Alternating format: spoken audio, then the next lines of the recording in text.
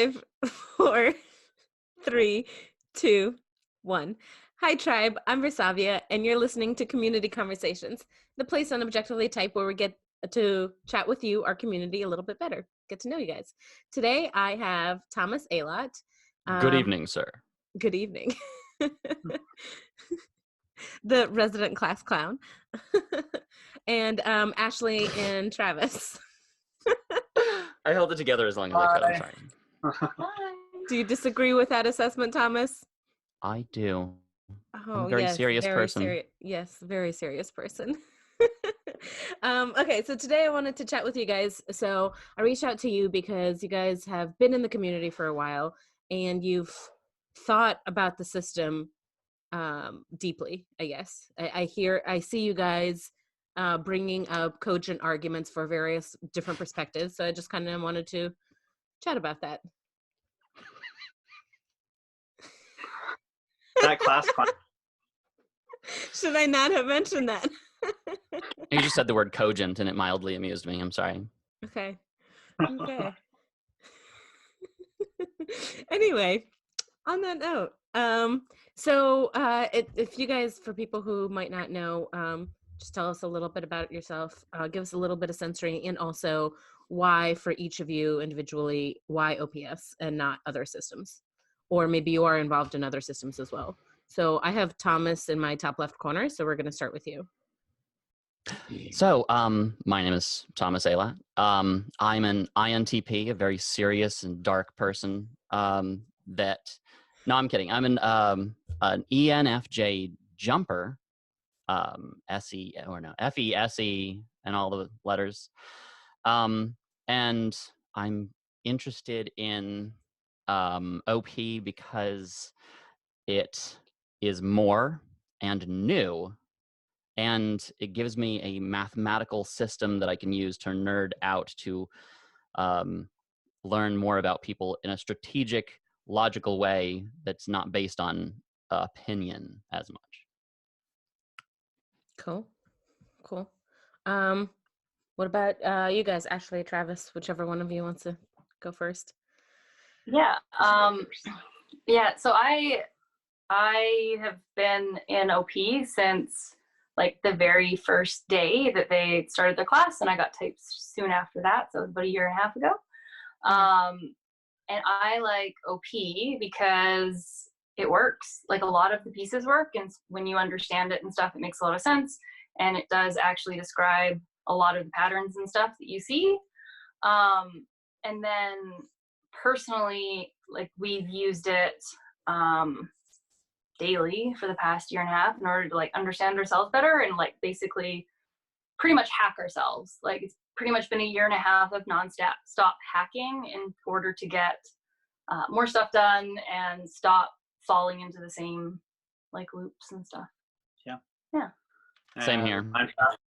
I'm Travis, and I'm in OP because Ashley really likes it and is like very obsessive about it. And so up until recently, I kind of like listened and inputted a bit, but for the most part, Ashley just like was all in, and I was not as all in. But now we can maybe talk about this later. But I've decided to put OP into my FI box and actually take an active role in learning more about it. And so you will probably see me more often on the group posting hilarious GIFs. Yeah, on that note, we've been doing more and more like division of labor, like as we've been together longer and longer. And it's like, we ended up in our own little silos, as it were. And then just like a few days ago, it's like, wait a second. We don't have anything that we like completely connect on anymore. So it's like we swapped, and I put van conversions into my BI box. And so I'm learning all about how to renovate vans. Like, first I thought you meant like the skateboard shoes, Vans. like sprinter camper van conversions, because that's my like favorite hobby. Yeah, and Ashley you get to choose one. Previously hates it. I got to choose one hobby. She got to choose one hobby. So now I'm all about the OP, and she's all about the sprinter van conversions. Yeah, well, it used to be it used to be a lot more like we would appease the other person. Of course, I'm interested because you're interested, and we're like, hey, no, that doesn't actually work. You have to actually commit to liking it. Yeah, your DI That's actually has to be on board. Yeah. Yeah. Well, that's cool. So you guys all of Travis, you adjacent, but Ashley and Thomas, you guys have both been in this since like the days when anybody could get typed. So a lot of like that's how Travis, you got typed, I think, because Ashley was like, hey, you should do this. And Thomas, your wife has also been typed. And Yeah. other people in your lives have been typed as well, right? Yep. Mm-hmm. What has that been like, especially because you've had that type for a long time? Like, you're not wondering whether somebody's this type, according to Dave and Shannon, they are. Well, for me, it's been, it's like an NI here. So it's like orders of abstraction. When you're focused on like the chemistry of something, you can't really think about it at an organic level because you don't know the very basics of how it works. I mean, you can still make some progress there, but just understanding and having really clear certainty about how the very basic parts fit together, I can take that as an assumption and focus on the much higher level interaction patterns between, me and my wife. And like, since my TI is so low, I need all the help I can get. So like the visual tool that I built to like just visualize the bubbles, I use that constantly just to work the system and like, okay, this is the thing that's happening in reality. And okay, let me look at it and just like, how is this happening? Like, let me theorize, okay, is it activating this, that, or then I have an epiphany, okay, because I know for sure that this is how both of us are working, this is the interaction pattern that we're going to cause, and this is why it's my fault somehow. Everything is my fault, and now I know precisely how, why, where, and how to fix it. Oh man, that's so true. Okay. Yeah, I think on our end too, like the thing that I find really interesting and useful is because we had both of us typed. We had Ashley's best friend, Ashley's mom, and then 4 of our athletes, but they only did 2 of them. Yeah, we might be the reason why they started the rule. I thought it was me. So that's probably our fault. Yeah, so we kind of like dabbled for a little while and like, hey, if like, so we're running coaches for anyone who doesn't know. So a lot of coaching is like that interpersonal relationship of like how can we appeal to the different types of people that we're going to be working with, and like how can we make things better for everybody. So that's kind of what we've used it for a little bit. So we got a couple of those athletes typed, and then it's kind of nice because now, so I like I said, I kind of dabbled in knowing a little bit about OP. I probably know more than I think that I do, but anytime I go on like the Facebook group or any of that stuff, I feel like such an idiot because everyone understands all the terms way better than me, and like I have kind of a working understanding, but I don't We're all know pretending.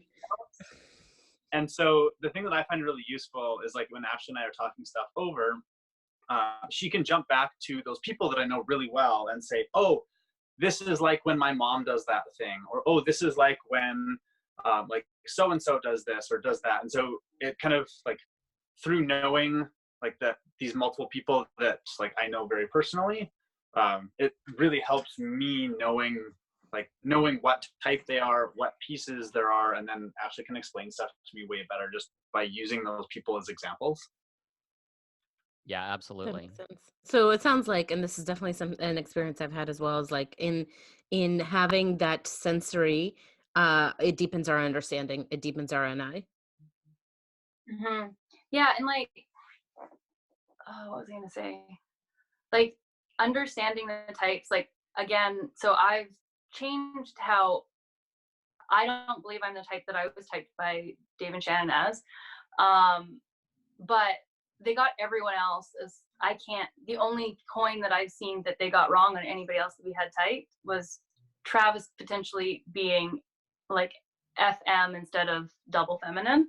And that's hard to see anyway, because it's like his bottom function. So, but in like having all of the people typed, it's able, I don't know where I'm trying to go with this. I had a thought and then I lost It'll it. come back to you. Sorry. Yeah. No, it's been really good. Everybody types. So kind of like, we're talking about types, but I wanted to hear from you guys what kind of your thoughts on the system itself and the parts of the system that are its strengths and that you really like, and then also parts of the system that you think are weaknesses and could be improved. Yeah, if I could start. Yeah, of course. I like a lot about it. I think the system itself works quite well. At least in terms of this, for me personally, the structure of how it works is like flawless. I don't necessarily always agree with how Dave and Shannon interpret the terms and stuff, which I think is where I think there might be some sort of observational like disconnect, because Dave and Shannon have the same functions and stuff. Right. So one could argue that there's like the other side sees a different world, because when you think about it, if your extroverted functions are objective reality, they only have the objective reality on one side, versus there's another equally real reality on the other side. The FENE that they're not seeing. Right. And you are an NESI user, so your observers are different from Dave and Shannon. And so, especially because I feel like teaching and information that's very observation heavy. And like one thing I've noticed that a lot of NESI users are struggling with Dave and Shannon's system, and I think that's because they're teaching it in an SENI way rather than NESI way. And I know you and I have had some conversations about that on Facebook. So I wanted to hear some of your thoughts on that. Yeah. So when I don't have the right words for this, but it's like when they use the like SENI language and stuff, it's like if you have the SINE and vice versa, it's like there's a million other ways to see the same sensory data or the same thing. There's so many other ways to like look at it. So it's like you have to take all of those other things into consideration. You have to look at it from a million different angles. And it's like that, like when they say that this is this and this is this, it's like it's not. It's like, is it that, or could it be this and could it be this? Like, could this explain it? Could this explain it? And it's like there's too many other. Sounds like you're describing any. Yeah. There's too many other ways to see what they're pointing out. So it's like, but then again, I think for myself, I think that has almost made it why it's taken me so long to like get it, is because like I've had to go through every single NE contradiction like thing that could possibly be. So it's like it has to fit perfectly. Everything has to fit together perfectly, and it has to fit together perfectly for like always and stuff. So when they say something that doesn't completely line up with everything, and there's another way you could view it or understand it or something, it's like my circuitry goes nuts and I have to like figure out the holes. It's like only just now specifically that like I've been able to finally start to get a solid hold on it, just because we figured out what we think my type is and Travis's type, and being able to triangulate back and forth has been like leaps and bounds improvement in just like the past like couple weeks. Improvement. Oh yeah, absolutely. Of understanding the system. My understanding, my ability to use it, my ability to describe and predict what's going to happen, like just like in order for us to, the other thing too that's been super interesting is we speak completely different languages. We have always felt like we can't communicate. Like we just, it's like you're in different quadrants. Yeah, exactly. Yeah, you can't actually connect.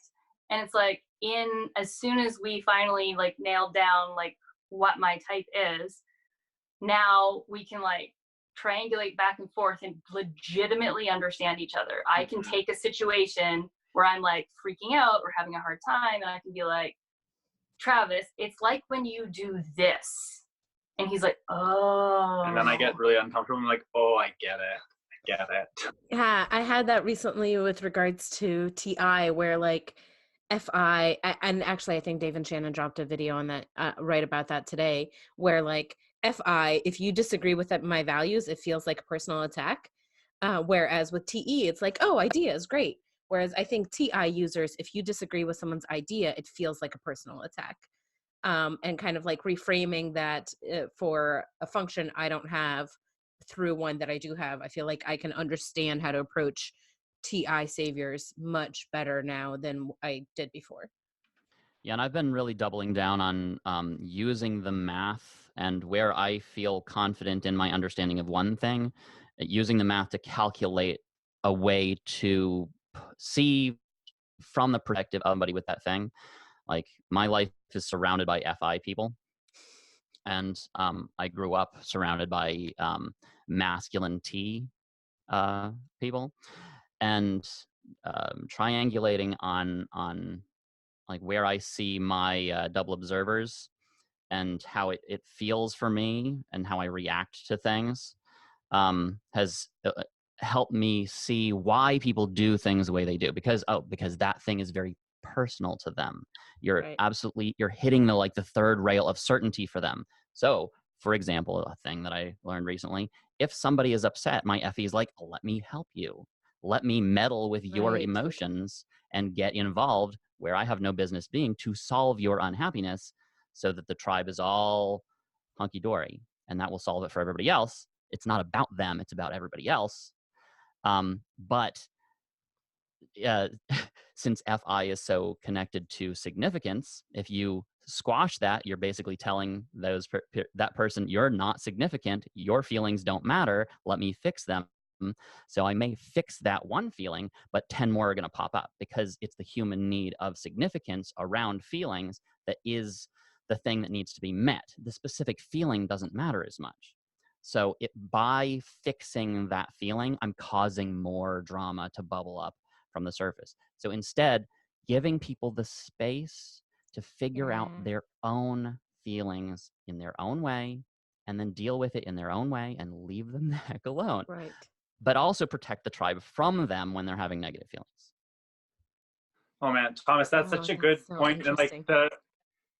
I know you posted something about that. I think, was it yesterday on Yeah. the Facebook group? You'd said something about that. And Ashley had this like huge brain explosion because of that. Like, it's not a savior like, thing for me, but like if I'm in a situation. And like that's definitely a thing where we've had kind of like issues between the two of us before, where, because I have FI and Ashley has TI, but with Ashley, sometimes like I'll be in like a negative feeling space or whatever, and then she'll come in and try to like fix the emotions, and then that just like it's so frustrating. Like, I can never put a finger on it, but it's like, wow, this is like really frustrating. Like, she doesn't get me or whatever. Like, sometimes I just want to like go off, be on my own, and like process the thing by myself. And then on the flip side, Yep. Process your Canadian is coming through. Sorry. So on the flip side of that, because I have TE and Ashley has TI, the exact same thing happens. But on the T axis. On the T axis. So, except for we're both masculine T. So yeah. That's when it gets. So Ashley will like have a problem with something, and then it's just like, oh, okay, well, if I just fix like whatever the thing, like if it's like before we started the podcast today, like with the internet, like our internet wasn't working very well. I was like, well, I'll just like, Ashley's like freaking out about the internet. And I'm like, well, if I just fix the internet, then the problem is gone. Like, I fixed the problem, we're good. We should be fine, right? And that's like always been my go-to, is just whatever like the problem in the real world is or whatever, I'm just going to go and fix it. And sometimes that's really nice. Interesting. For like certain things, but like if he's trying to change my mind on something more, like, or wants me to learn something because he wants me to learn it or something like that, that's more it. It's like, if it's just some sort of like house thing that's broken, it's like, great, go T, whatever that, thank you. But it's more it's like the personal ideas. Yeah, for sure. Get off my lawn. Mm-hmm. Are you gonna need to plug your phone in at one point? And you asked a question a minute ago, like, what do you see as the biggest problem with OP or Mm-hmm. as the system or something?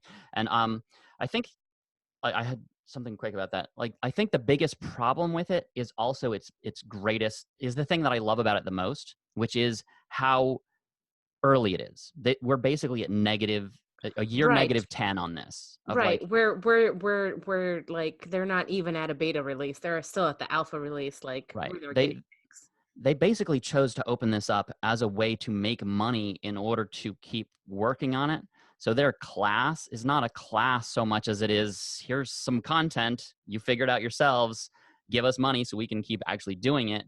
10 years later, we'll actually be ready to teach it properly by paying somebody else to teach it.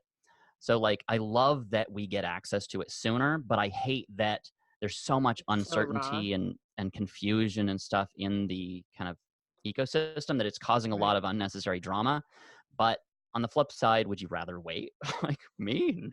No, bro. And it's also an opportunity to like get involved early on and kind of form and direct the where the community goes and kind of be able to influence that and impact that. Yeah. And And for them, it was a bus factor of like, say they get hit by a bus, this thing's dead. They're going to need to get it out, spread the meme as quickly as possible. Now it will survive them. If Portland goes up in smoke tomorrow, OP is going to survive.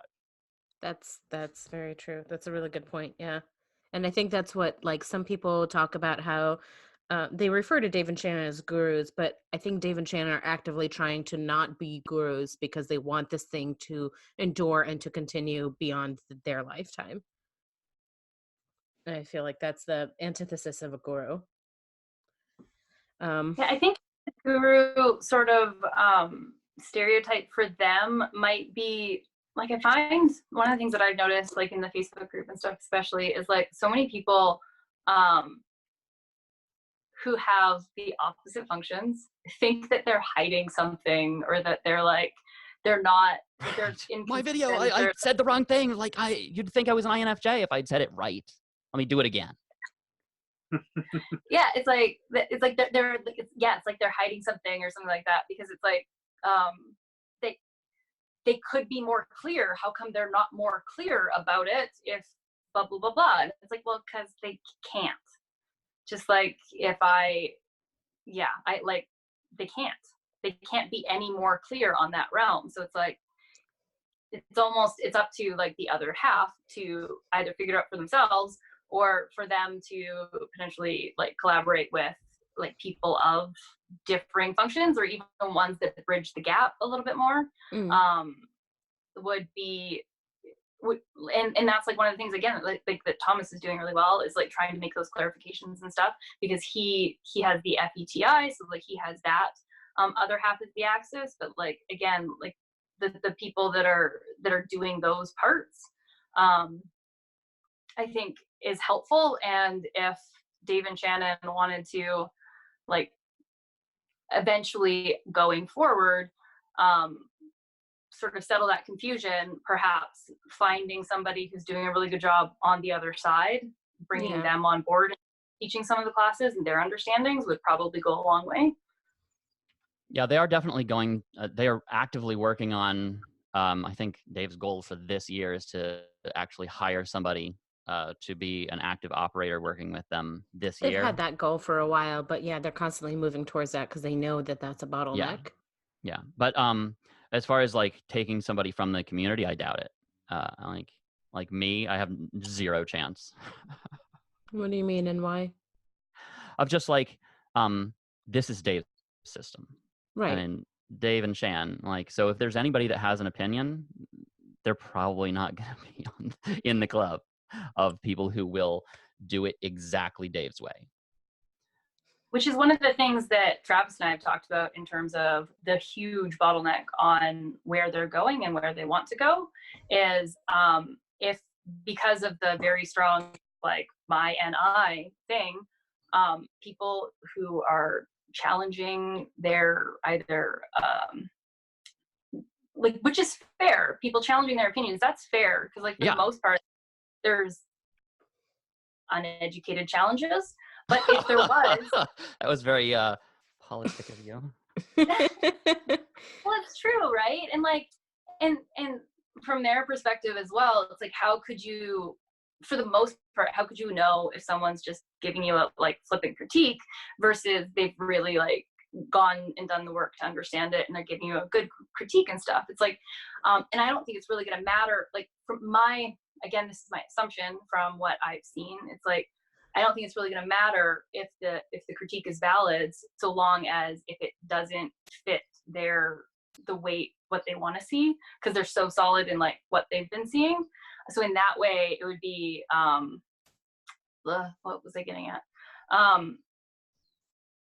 So in that way, like one of the things that Travis hypothesized was that they're probably just going to be creating more and more of an echo chamber as they get more people on board, simply because it seems like they are very quick to dismiss dissenters and just wipe their hands of them. And like, that's fine, that's their business.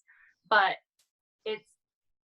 that's the whole like demon tidal wave right there. It's like, if you don't get the other opinions and stuff, it's like, but the problem with an echo chamber requires an echo, and they're not listening. This is a one-way blasting chamber. They're not listening for any echoes. They're not interested. Dave already has a plan for how he's going to incorporate feedback, and we're nowhere near. I find it interesting that you're both referring to Dave and not Dave and Shannon, because that's totally true. I feel like we all know that. I mean, I don't know what's happening behind the scenes. I don't know to what degree Dave and Shannon collaborate, but it definitely feels like it's Dave's IJ box and Dave's fear of tribe chaos that we're dealing with.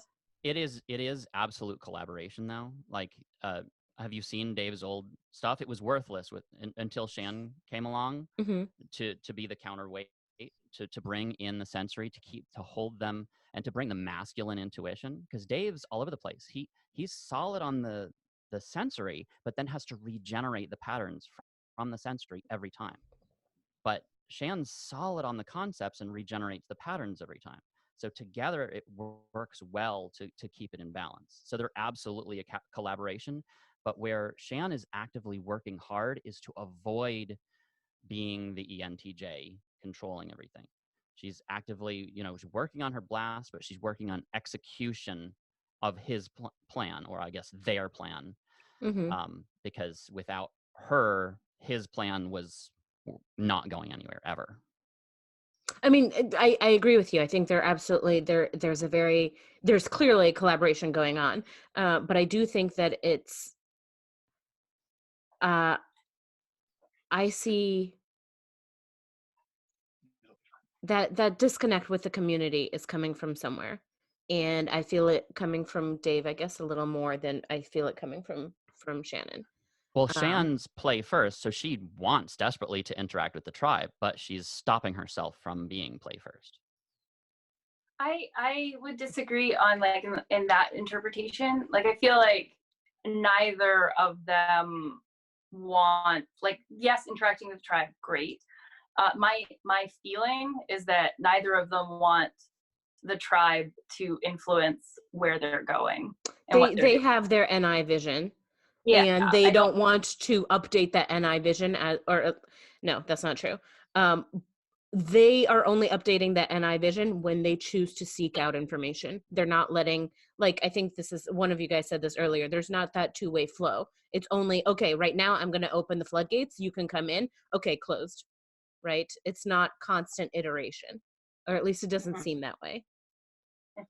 Yeah, and I think the one thing that I found really interesting, just the other day, I happened to be on the website and I went down and looked at their, just to like see if they had any updates on that tab where it's like become an operator. So I was like just looking through that, and they have like their whole like hell week, and you have to pass these tests and all this stuff. So the one thing that I found so interesting is kind of like what Ashley was saying, how if there is that opposing kind of like viewpoint of people who have the opposite functions from them, if they're working off the fact that, like, or working off the assumption that the two of them are perfectly objective and they can see everything, if you have to pass a test basically to work with them, that's made by them, where like you're basically matching up to make sure that you get the same types as they do, then only people who have the same view of reality as Dave and Shannon are going to pass that test. So that's kind of where that idea of the echo chamber comes from, where you're going to be adding people in who have the same biases as you, because anybody who has a different bias is going to get excluded. And so then it just kind of builds up that echo chamber of everybody being so similar when they might actually be missing out on that alternate view of reality. Yeah, I think so that's not necessarily true. Like if you came in with data to back it up and I've been I working think with they my would go for partner the for a data. year. Yeah. These are all the results we've gotten. We've gotten same type, 9 out of 10. Here are our results. And here's where they disagree with your results. They would go, absolutely, you're right. We were I wrong. actually Let's think talk that about they it. would find that to be amazing. Absolutely. Because it's allowing them. So the reason that they're doing the objective game, right? The reason they're even doing the partnership is because it flushes out our biases, and because it offers, I mean, it's as close to validity as we can get currently, because so we have high reliability, right? We know that they're agreeing, but we don't really know what they're agreeing about. So if you have another pair of operators who are also getting more than 90% rate, so they are also having high reliability, when you triangulate between the two sets of operators, that will further clarify where the validity is. Where is, like, is there really such a thing as sensory above intuition? And the more that you have independent pairs of operators agreeing with each other, that offers even more credibility to the idea behind the system. But if you have two pairs of operators that are like, hey, actually for over here we got energy dominant and you guys got info dominant, then that tells them that, hey, this is a weak part of the system, let us flush this out better, because there's some kind of reliability happening, but there's also a disconnect. Because there are basically two ways to approach it. One, you can go the SI route of like, okay, Dave and Shan, you type this one individual person wrong. Here's the specific details. Here are like the timestamps of video that proves that this person is this type, not that type. They don't care. Like they don't want But to, that's not even possible. SITE argue about a specific person. It doesn't Right. matter what a specific person got typed. What matters is what hundreds of people got typed. So if you come in with reams of data, like this is what we typed all these people and this is how it correlates, like who cares what, if you're off by 1 or 2? I mean, that individual might care because it has a lot to do with their lives. But as a system, like they're both stopping themselves from getting into, TE argument land.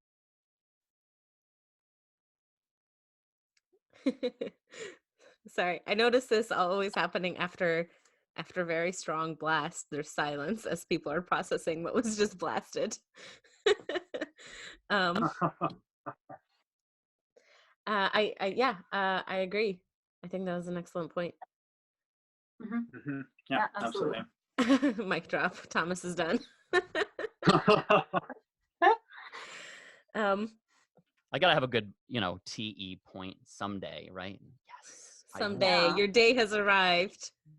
Yeah, like honestly, that ties in really well. It's like my biggest takeaway from this whole thing, and especially the journey in changing my own type, or like figuring out what my type is. It's realizing, and like this is a big one for like anybody who's having that issue and stuff as well, is that Dave and Shannon are not the OPS gold standard in terms of typing. They are not. They're just the only ones who've been able to do it. But there's the other side of that. They are not the gold standard. The gold standard is results in reality. And it always is. And like, that's why, like, I never stopped like debating my type on a daily basis and trying to figure out what it was, is because when I was typed, I did not have any results in reality. It was the worst. It was terrible. It was terrible. She got typed as an EJ, and so we were like, "Oh, Ashley just needs to spend more time doing what Ashley wants, and like not giving into my bullshit." And it's like, this doesn't work. And then there's like just everything. It's like it doesn't work. Doesn't make sense. Doesn't work. When I told anybody that's close to me that I was an EJ, they all laughed in my face. Like, actually, all that kind of stuff. And it's like that was just like the first side of it, the first like iteration and stuff. And like, again, over the year and a half, it's like my whole, like, I didn't realize it was my goal at the time, but my whole goal in trying to figure out what my type is has always been so that I can find my trap, like, so that I can, like, finally get to the point where I can't screw myself over anymore, because I continually do it, like everybody does, obviously. Yeah, of But course. it's like, if you have an accurate representation of what, like, your type is based on, like, the OPS, like, formula and stuff like Right. that, and it's accurate, like, you can actually see, oh shit, this is where I am, this is where it's my fault every single time. And it's like, it was almost Right. If impossible your to manual see is that. wrong, then you're going to be operating things the wrong way. Like you're not Yeah. going to be optimizing if you have the wrong manual. And I totally agree. I think that that's a big trap that, I mean, even I fell into for a really long time, is just like putting too much credit on David Sham's results. Because, yes, statistically, they are probably right. However, they have screwed up individuals and they admit it. And they say the burden is on you. Like, this is your life. You got to figure it out yourself. Right. And so I absolutely congratulate you for not just going with, exactly what they say. But you also got to, at the risk of being OE, keep your options open and avoid narrowing Oh my down God. too soon. Oh boy. After, I guess, you so mean then, after like like, a year and how, a half of trying. Right. Travis has been the one who's like, so I don't have my subjective, but this is what I did. Mm-hmm. Travis, do I keep my options open in terms of what my type is? It's like so many options open. So like, I think we probably spent about 6 months kind of working under the types that we both got back from David Shannon. Like we spent at least 6 months just going with that, using that in reality.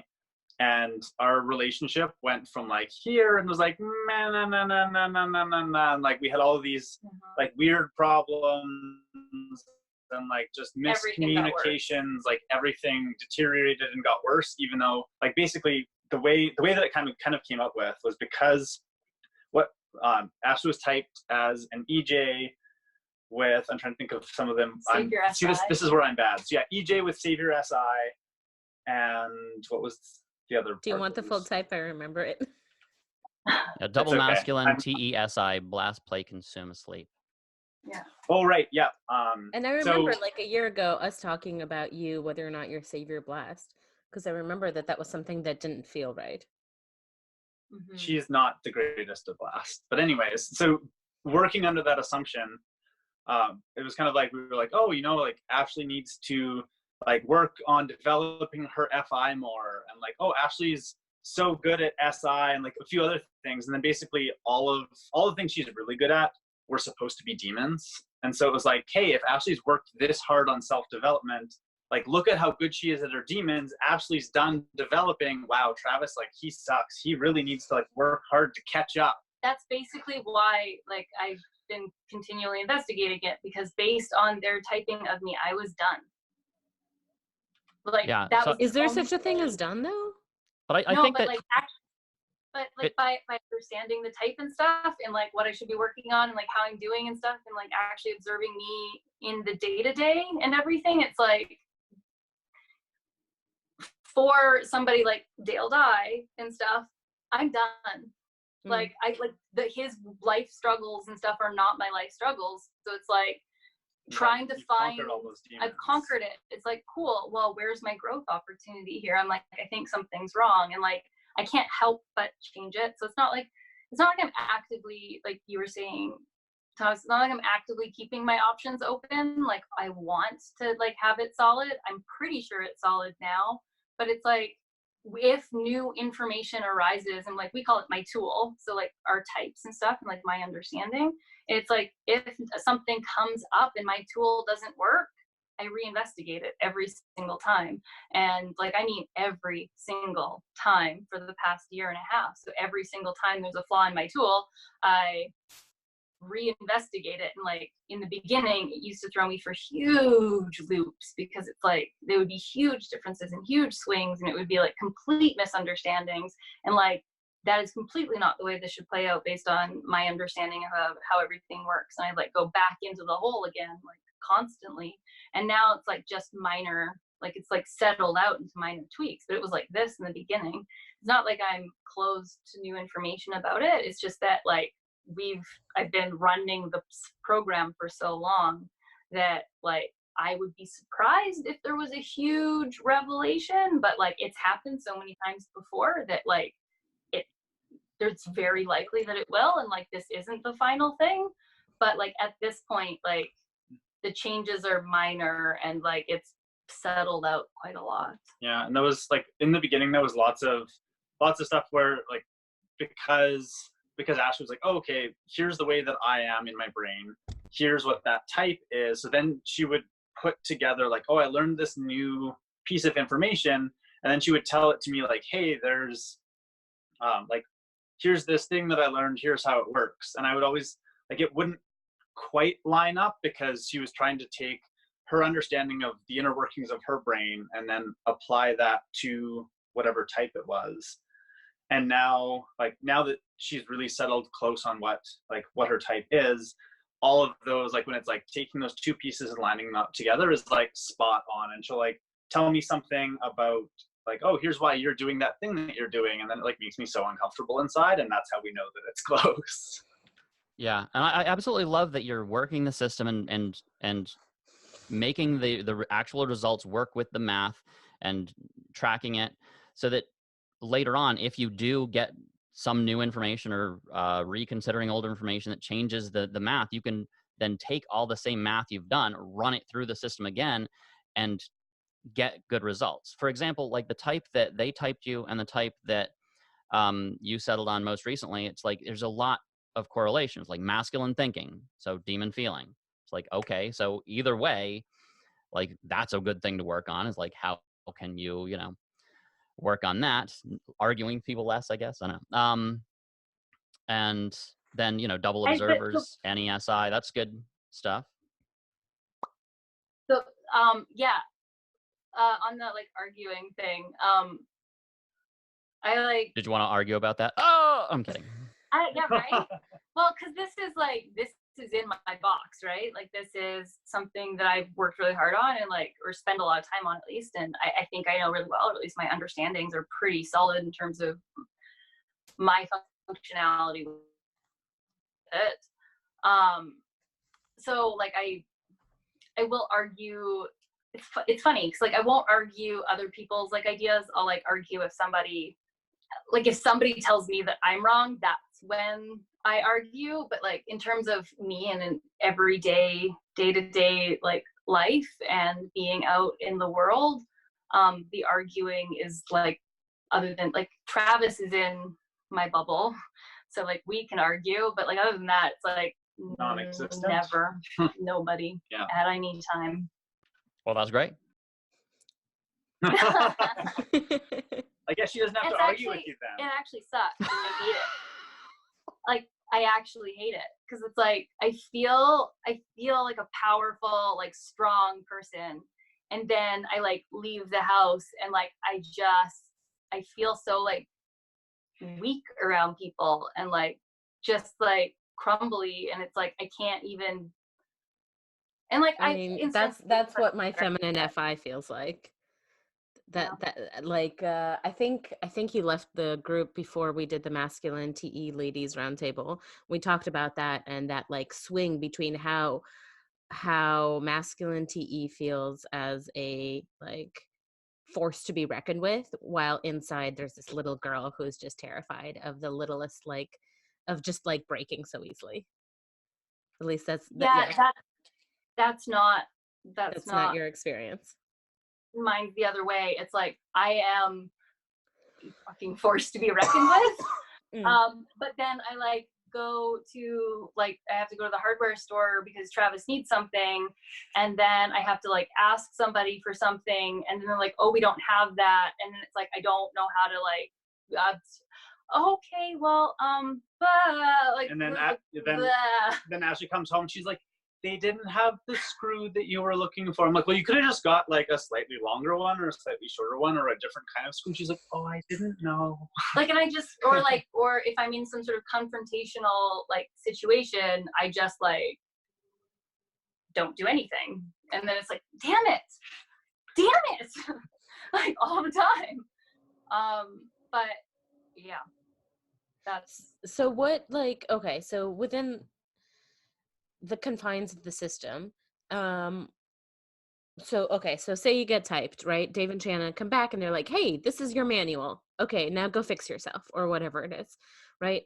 Somebody gets their type and something feels off. What advice would you give that person to iterate over their type while still staying objective? Like how to tease apart whether someone is looking at the objective reality as they're iterating over their type and kind of like, okay, this part doesn't feel right, versus somebody who just doesn't want to accept their flaws or their difficulties. Yeah, I think the biggest, like, it's hard because like this is just naturally the way that I'm wired and I can't help but do it. But what you basically do is you take their framework for you and your understanding of it, and then apply it, right? And like apply it to like every single situation that you're in. And it's like, What does okay, applying this it mean? Because I think that's vague. I guess, like, make it sensorily clear. yes. Okay, yes. Holding me accountable. Thank you. Well, I mean, it's just that, like, you know, how you apply it would be very different from how I apply it, right? Uh-huh. Mm-hmm. Mm-hmm. Okay, sorry. Okay. You can think on it. It's okay. No worries. You can think on it. I don't remember the question. What were we talking about?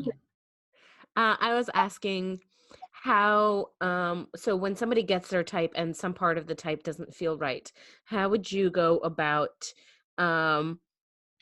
evaluating that type while still staying objective? I can talk about that because I had questions about my type.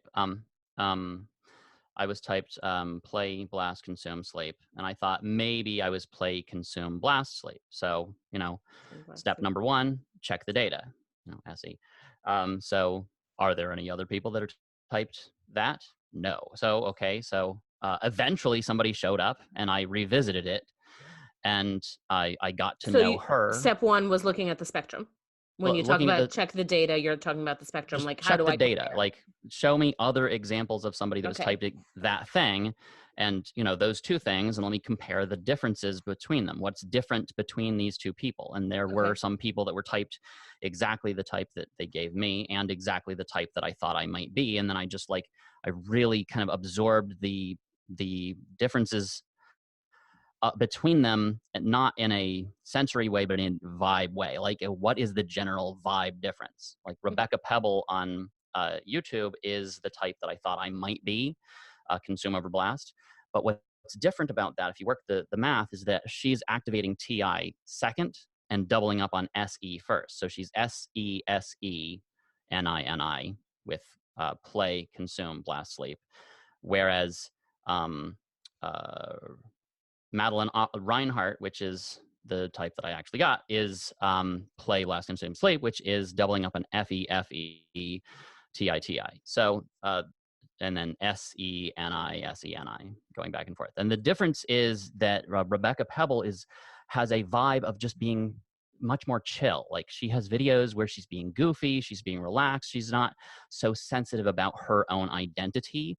And for me, I saw that as a huge difference between me and her, and between her and the other girl. And it was like, okay, that is a difference that I can pinpoint. I can't, pinpoint it SI style, but I can pinpoint it vibe style, which is how I need to understand things. And like, okay, that's the biggest difference. But she was typed the exact same type as Madeline Reinhardt.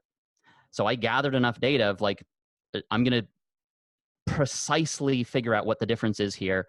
And then I emailed Dave. I'm like, okay, so you typed her this, but I'm seeing this. Do you think it's possible she might be consume over blast? And he's like, yes, she is. And we were wrong. We told her the wrong type, but we actually typed her this. And turns out she just said it wrong in her video. And I'm like, I assumed that her sensory was right, and I'm just like pushing on myself. Look at me, haha. And so, like, that's how I've seen it done in person.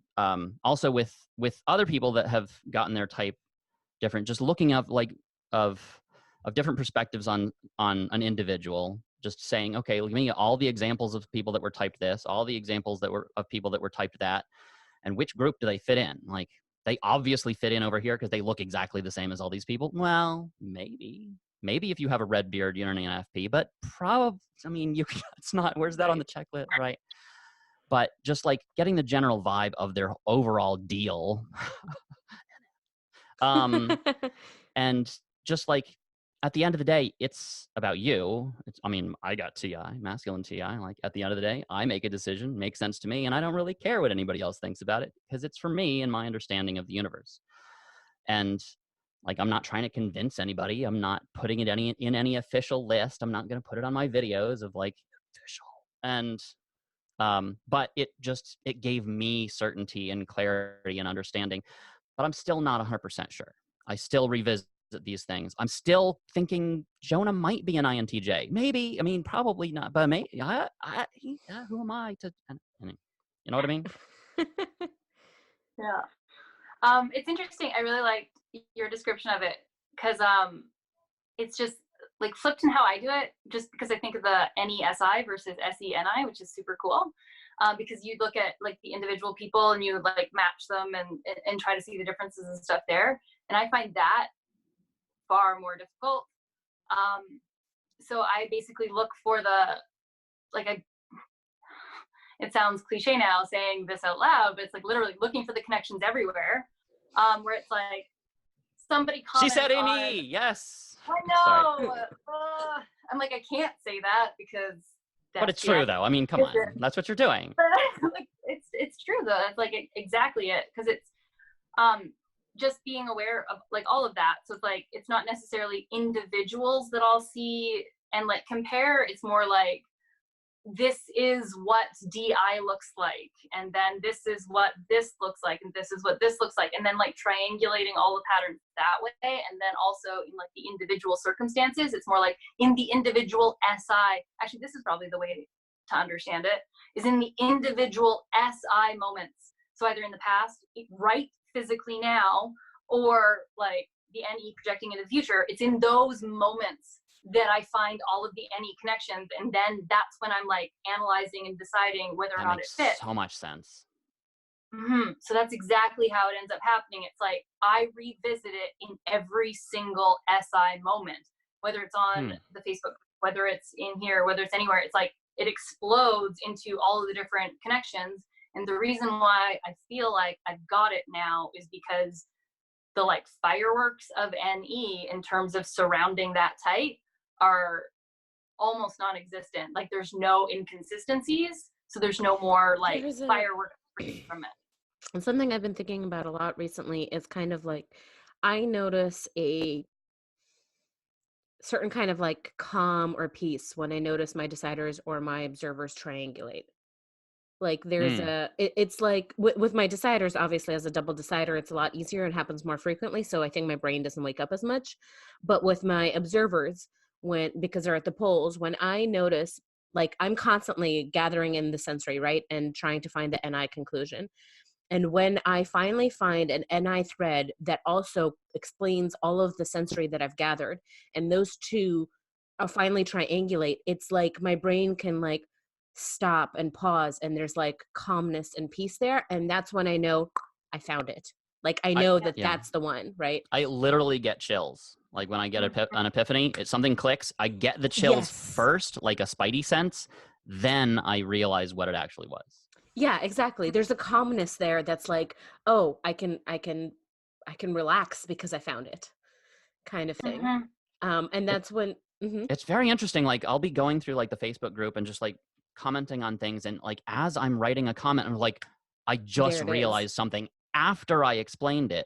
I realized some major thing. Just let me just rewind and understand that again. Like oh, wow, that was a much bigger deal than I thought. I'm just like, okay, here's what the OP math says. You know, if you do the Yes. blah, then Yes. there's the result. And like, oh crap, that explains this other thing, which explains it's like the NI, what I thought were these Yes. separate things All just of a click sudden, together. It's just like yes, one yes. thing. Yes. And I noticed that, so like Ashley, what you were describing, I noticed that regardless of which observers you have, that happens, because when they triangulate, when your NE and SI is triangulating and there's a truth there, or the opposite, when your SE and NI is triangulating and you're like, yes, that's the observation that is true, and you know, in a observational truth, not a TI kind of truth, you know it, right? And your brain wakes up, even as a double observer, which I just realized I'm the only single observer on this call. There's a lot of deciders here. We all pity you. I'm kidding. We all kind of envy you.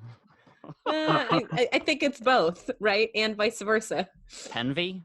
Pit? No, I can't. Anyway, I did want to switch gears a little bit. So we've been talking about the system quite a lot, but I also wanted to hear your thoughts on the class and how they go about teaching, and what are the things that, especially because you guys have both been in the class, and you know what that's all about for more than a year, and you've seen the different kinds of iterations that they've done over the class. So what's good, what's working really well, and what would you like to see them do or introduce? What are the pain points? So, I left the class a little while ago, and the reason why was because Dave has figured out his little, NI process. They're blasting it out. They're doing the same thing, but it's kind of the same formula over and over and over again, which is Yeah. great because it works for the tribe, etc. But what I realized was that the amount of time and effort that it was taking for me to consume and understand all this stuff was taking.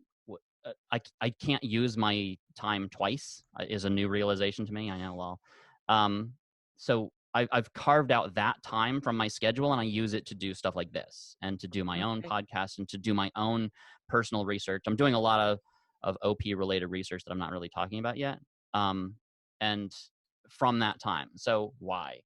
The class is great for some reasons, but it's not great because they're not doing enough specific, okay, this specific thing here that they said, this means that. Why doesn't it mean this other thing? Like, I want them to do more SINE kind of thing of like, here's this specific thing this specific person said, this is how they said it, and just like break it down. Like, these are this is the body language that was going on. This is how it makes sense with this math, and this is why it only makes sense with this math. And for example, let's try it with this other math. Like, if they were this other thing, then how would this make sense? Like, okay, it just doesn't work. Like, So it I sounds want to see like, more of that. so I think right now, currently in their classes, what they're doing is like, they'll find a clip, they'll play you the clip, and then they'll explain why this clip is this NI concept, right? So they've Right. gathered the sensory, they find this one little bit of SI, they take the SE into this one SI, and then they give you the NI reason. And it sounds like, especially for NESI users to, um, understand Dave and Shannon more, they need to go off of that SI first, go and look at the full spectrum of NE potential whys that are happening there, and then explain why they chose this specific NI rather than all these other NEs. Because any person you grab off the street can give you 5,000 different explanations for why anybody did some random thing. Yeah. Like, it's like, okay, Dave, yeah, one idea. Okay, I'll throw it into the box. Like, is that the reason why they did that? Well, says you, right? Yeah. And I think their way around that is like, as they say, the only thing that offers them any credibility is that the other operator in the other room is arriving at the same type, which is all fine and well, but like, that doesn't give you any kind of like ST clarity for NESI users as to how to go about typing. And if the objective of your class is to teach people how to type, then you're kind of failing at it if a year and a half later you still have only one person that's getting moderately good results. But that's honestly not their objective. Well, I mean, it is, and it. Sorry, I cut you off. Go ahead. their stated objective, let's just assume that everything that they say about what they want is what they want. It's easier to just hold that assumption, that everything that they say that they're looking for and going towards is exactly what they're looking for and going towards. And if they're not getting there, it's because they have blind spots and not because that's not what they want. I think that's probably the best assumption to go from, to give them the benefit of the doubt. Yep. I lean more towards the, like, my conspiracy theories go off. It was like, well, then that's obviously not what they're trying to do. Blah blah blah blah. It's like, no, let's just hold all those assumptions there. Like that's what they're doing. Then they're not getting the results that they're looking for, in the sense that people should know how to do this by now. Like, if you've been in the class for the past year and a half, right, and like you've been typed and you've had 7 people in your life that you're close to typed, like I have, you should be seeing the same shit they're seeing. And well, I'm not. I think a year and a half is short, because it took them 10 years, but I do think we should be having better results than we've been having. Fair. Like that was just like, yes, okay, broad strokes. Yes. Yeah, generally, in general, people should be doing better than this. Like, people are putting a lot of thought into it. It's not just like this, like, passing hobby thing. You're using it in, like, your daily life and the way that you're thinking and everything, and yet we're still not quite seeing eye to eye with everything that they're seeing. One way that they could alleviate that I'm going to throw out there that they're definitely not going to do, is, who cares if someone doesn't technically know exactly, they're not perfect on the system? Fine. Have somebody with the NEFE access be on the typing, like, classes every week, being like, why? What about this? And what about this? And what about this? Honestly, you probably only get through one clip per 1 hour class. But, like, subject yourself. This is peer review. This is the scientific process. The scientific process is, like, basically putting your shit out there and getting torn to shreds. So you have somebody on the completely opposing view just basically sitting there and being like, but that could be this, and that could be this, and that could be this, and why isn't it this, and what about this, and all of these other things. And, like, sitting there and actually holding them to account for everything that they're saying, that would actually, I think, bring OP farther, bring understandings farther, and clarify definitions faster than anything else. However, it would be excruciating. So I absolutely agree that you are absolutely right. And that is exactly why they're not doing it right now. Yeah. They're not ready. I think they're, like, it seems like their objective is to teach everyone. I mean, it's called a class and everything, but they're really just trying to find some operators that can join and then take kind of ownership of the class and do the class right. Right now, I know Dave has mentioned this many times. It is not conspiracy to think that, like, he's not trying to make sure people understand. I know they're not trying to teach everyone, but well, okay, I guess there's a couple of things here. One, if your objective is to get operators, you need to learn how to teach some people, right?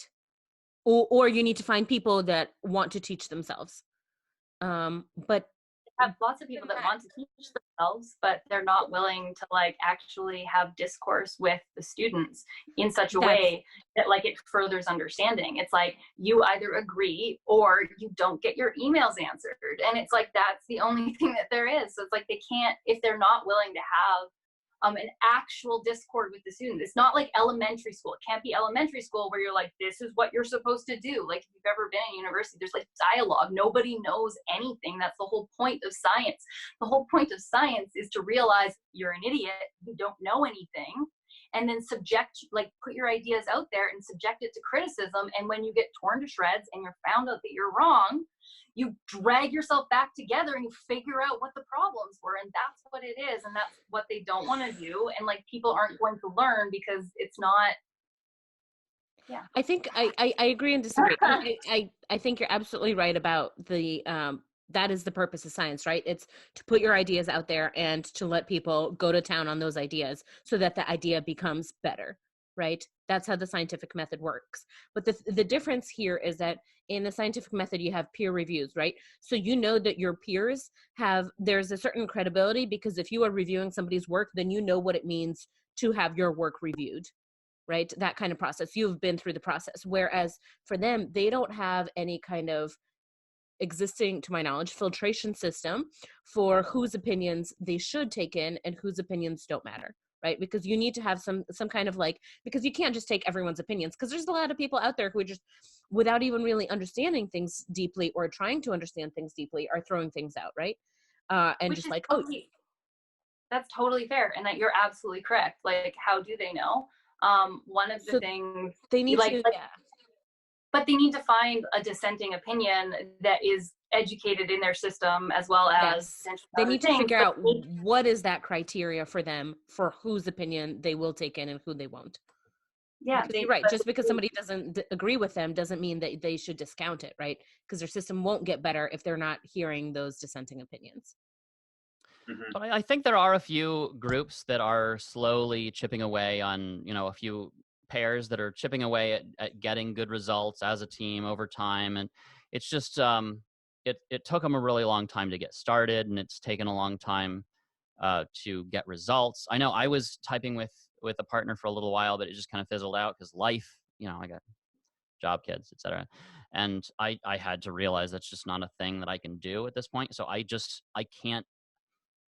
cannot help OP. Not really. I mean, a few ideas here and there. I can help teach the basics. I can help, clarify some things. But it's mostly for me, honestly, is to just clarify things for myself. Be practice the stuff that I got in an arena that it does not matter if I screw up. And but like that's such a save your play thing. Sorry. The few people that, like, the few teams that have the time and the energy to devote to this, to do it right on Dave and Shan's terms, will eventually kind of pass the Dave and Shan bar of, okay, you guys are now qualified to have an opinion. Then, like, argue with us all you want, like, once you get in. But currently there's nobody else in the trusted circle but Dave and Shan. They want more people, but they only trust somebody that's going to come in with 1,000 people or 100 people that are already typed. So maybe they need to loosen up that, like. No, because that would. But there's different an different existential degrees of destruction to their entire thing. If but they there's let too different many degrees people of in, acceptance. if they let people in that can't pass OPT 100, it'll destroy their entire system, but and Dave knows it. Like, okay, there's different kinds of letting someone in, right? You don't let them in as a partner of your business, but you let them in as like, hey, we have these questions that need answering, or hey, can you keep your thumb on the pulse of like what's going on in the community? So we like, there's ways of bringing, well, I mean, we're talking about bringing people in different ways. One, bringing them in as a potential employee, right? But there's also bringing in as like for example, Thomas, you have put in a lot of work and you're a lot of processing for the system, and you're trying to understand it deeply. And even though you don't understand it with the degree that Dave and Shannon do, there is still a lot of value and perspective that you bring. And are they open to that perspective? Are they seeking out the perspective of the people who are putting in the time and the effort? Sure, but on their terms. Like I've seen a few places where I've kind of nudged their understanding of things a little bit here and there. I mean, and in that way, I've indirectly contributed. But in order, like, Dave knows how fragile his feminine NI is. He that you remember that video they just posted today of like setting down like the dominoes. He is absolutely terrified that if he accidentally sets the domino in the wrong domino in the wrong place, or somebody comes in, there's a gust of wind, he throws away clips. Like, you think you're gonna let somebody come in and meddle with his NI system? Heck nah. If anything is risking, and and remember, he's feminine TE too. So those ideas, let me just go along with those ideas. And then 6 months later, it's like everything's destroyed. His entire life's work is absolutely in tatters because he opened his IJ box one time. So he absolutely never going to happen until Well, it I mean, passes his isn't bar. that the definition of a tidal wave? Where, okay, Yeah, he doesn't I want the can't tidal deal wave. with this. I can't deal with this SE chaos, right? I can't deal with this new information. So let me lock down my NI box more. And instead of building an NI box that can deal with SE so don't be building something out of dominoes, build something with like wood and lumber and, like build a resilient system. Got to start somewhere. Well, This is all he's got. That's true. And that's it. Like, that's why they're like getting so much like fighting and pushback and stuff like in the like Facebook communities about in disagreements and stuff like that, and like sending them emails that they don't answer, and like them saying, oh, people are typing themselves wrong and stuff like that. It's all because you're not actually taking in any information from the outside world, like at all. And it's like, well, they're taking in information in a very NI above SE kind of way rather than SE above NI kind of way. And I would love to see them taking in information in a way that like makes sense for Shannon's brain rather than Dave's brain, if that makes sense. Because like I can see that, well, yeah, she's Savior SE, right? So she's going to want to gather all of the things and then from that draw her NI conclusion. And that's not necessarily the thing that's right for their business right now, but only taking in SC that fits within this NI box is not working. Well, I mean, I think that will end up proving to be a lot more damaging than they think it is. I have sorry, I just realized I've had this one for a while. I have a simple way that they could actually improve the classes without having dissenters and stuff like that. They could start typing just people who are not developed, like people who are just completely in their saviors and have never tried to do their demons at all. Like that would be so much more helpful than all of these like alphas. Like, no, but actually, because when you see the archetypal example of a type where it's just like, oh God, like that would be more helpful. Them typing people that are just like alphas, developed in self-growth, I get their point, but like that's not helpful in terms of actually learning. What would be helpful in terms of learning is like give us people who just are sucking at life and are embarrassing to watch, and then like the feeling of, oh God, that's embarrassing is going to imprint on you. And then you're going to be like, that's what this is. And then when you see it on different gradations and different degrees and stuff like that, you're going to be able to like pick it up right away. So it's like, if they just start like typing douchebags, then we'll be good to go. Dave actually explained in like a year and a half ago, like he said, hey, you know what? I should do this. And then they've done that forever. But remember, Dave's double masculine SF consume fourth, which means it is almost impossible for him to watch something he does not like. What does he like? Joe Rogan. Where is he getting all of the people that they're typing? Joe Rogan. So he can bring himself to watch enough video of a person if it's on Joe Rogan's podcast or one of these other podcasts, and that's it. Like if you sit him down and try and make him watch some, SF consume person, like he's gonna go mad and blow his brains out. Like he can't do it.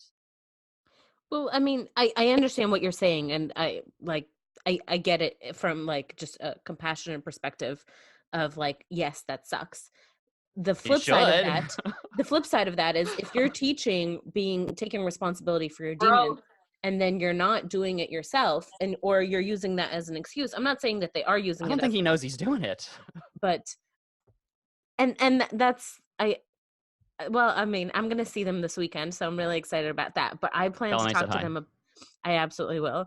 I plan to talk to them about some of the stuff because I think that's, there's some really, really good points here, and I don't have any SE clarity as to how much of this they're aware of. So like, I would like to think that they know that this is what's going on, but on the other hand, like, to sort of quote, what's her name? Oh my God, the girl that the whole world's talking about right now. Brene Russo. No, the Swedish girl. What's her face? Who just spoke to the UN. Anyway, like if you know that this is what you're doing and you're choosing not to act, then that's shady, in my opinion. But if you don't know that you're doing this, then that's somehow more acceptable. But at the same time, if you don't know that you're doing this, then like then You should be teaching us. you're leaving a void in your business, a very important one. Like, you should fix that so that, right now, this is what we're seeing as a problem. In 6 months, it might be something else. Like, set up your system such that you can stay ahead of the problems. Be proactive rather than retroactive. Anyway, we've been talking for a while. How are you guys doing on time? Yeah, we can stick around for a bit, or if you guys want to wrap up, we can also wrap up. Thomas, how about you? Yeah, I can go for a little bit longer. I feel like we've kind of hit an intense spike. I'd like to end on something more pleasant. Maybe get Shannon here to laugh. Um, It's a classic, right? it is, right? Drop a joke. We're all friends. Watch some dominoes fall. So I had two more questions I wanted to ask you guys. One of them is about the community, and what would you like, what do you enjoy about the community, especially as all three of you guys have left the Facebook group for a while and gone on like an OPS cleanse, like where you took a break from it and then decided to come back. So I'd love to hear your thoughts on the community, what drew you back, and also things that you would love to see happen in the community that aren't right now. I think I remember this correctly. I blocked both of you guys at one point. There was some kind of drama going on like a year ago, or like of like some decider nonsense of like I don't remember like any of that, but I really like you guys now. I don't know what. When you say you blocked Ashley and Travis, or I totally blocked Yeah, Ashley, and then Travis came down hard and like, what the hell? I don't remember what it was about. yeah, I know. There was some. I don't even remember what it was, but yeah, there was. Posted something about. I don't know, something about like something derogatory. I think about like that I interpreted it as derogatory. Yeah. Against like blasters or something like that, and I was just like, Sorry. I think that was about it. And then like at that time, I was still like under my like I'm a weak blaster, and that's not what I do. Which is like one of my actually with this is a perfect example of that was a time when we were still operating under the guise that Ashley was like a double masculine lead blast EJ, and then Thomas had posted something about blasters, and then Ashley was like, well, that's not the way that I am, and then there was like this big clash and explosion where that wasn't like, that's not actually what our type is, and that's probably why that all happened. And then I'm pretty sure I jumped in with some kind of like probably like an awesome hilarious burn, and then you also blocked me, and I was like Ashley was like, oh, like Thomas blocked me, and I was like, he blocked me too, and then we were like both out, and it was hilarious. So one thing I was that I've noticed, super EJ sensitive back then. I've done so much self growth now, and I'm a wonderful person. And so you guys are also wonderful. We're all happy, etc. Effie. Yeah, Effie. Well, we reached out like to each other, and afterwards, we connected through like Facebook Messenger after that, and we Evelyn, I think. You talked to Evelyn, and Evelyn talked to me. And then you unblocked us and stuff, and then like a little while after that, that's when I left the group. A lot of it was because we had our own stuff going on, and like we were definitely working on that. And then also, I think I'm back now because it's like there's so many different opinions and stuff, and there's so many different like ideas on how everything like works, that I think when I was really tossing and turning on like my type and trying to figure it out, there was, especially in like the early days and stuff, there was like a lot of misinformation and things that didn't quite fit. So I tried to like just focus on like what am I and who am I first, because it's like if I don't understand who I am, then I don't even understand, like if I don't have that solid, then I don't have any way of understanding anything that's being talked about in this group, because I can't relate it. Like it's people's opinion. If locked down, then I can't have understanding. Yeah, it's like yeah. Because that is masculine. And I think this group has just been so transformative because it, for some reason, like I've been in a few other Facebook groups and I don't recommend it. It's a nightmare fuel. It's like 4chan on Facebook. It's a terrible idea. That's so true. Totally avoid Facebook. I'm totally unbiased though. But this particular group, for some reason, has been very growth oriented, and like all the drama has been not just tolerated but understood, empathized with, and like genuinely reaching out to help each other. And I feel like I've become a better person by practicing here around people who I can understand precisely, and they don't mind that Right. I'm understanding them precisely. Oh That's my god. oh my Yeah. god. That's such a good point. That's And like also sorry, yeah. The fact that you can like speak real and you can just like you can actually say the things that you're thinking, as opposed to like trying to like, oh no, you're like no, don't say that. Like you're doing really good, and like that Oh, kind of I hate that. fake superficial stuff that you like that most people can't handle. Okay, can't handle the truth, but it's true. They can't do it, and like you know those people, and you know the people that you can like speak real to, and then you can't, and like by and large you can't. And then it's like in that group it's like you just can, and it's just so liberating. I think the other thing too that's so interesting with it, I think people that are drawn to like personality and understanding themselves better and all of that, like they're all way more growth minded people, and they're also people who are more in touch with like understanding themselves and others. So you have this whole group of people who have like self-selected to be interested in something that's focusing on growth and self-development, and you take them all, you put them in one spot, and like something cool comes out of it, and there's way less insults and horrible stuff than you see in a lot of other groups on things, on different topics where people are selecting towards other interests. For the first few months of it, honestly, I was on the verge of drama and meltdown and rage quitting, like on almost daily basis, of just like and because of the community or the system, or why? Because of my own your own parts, my own stuff of just like I didn't know I was an EJ. I was an INTP all my life. I've been just, work from home in a dark room, working remotely with people. I haven't practiced any of my play or blast, or like zero skill. So I've just like, I haven't had real world practice resolving disagreements with people, resolving emotional conflict. And I haven't had a tool to deal with it other than just, spirituality and biblical stuff. And that's great if you're in that community and you're interested in having a discussion in that way. But around the normals, around other people in life, of just like, I've just been always avoidant. Avoid, explode is my pattern. The pattern of the feminine extroverted decideri-J. Avoid and explode. I don't recommend it. Versus the masculine EJ, it's explode, and then avoid. No, I'm joking. Right. I know these people well. My mother is cranked all the way up. My sister.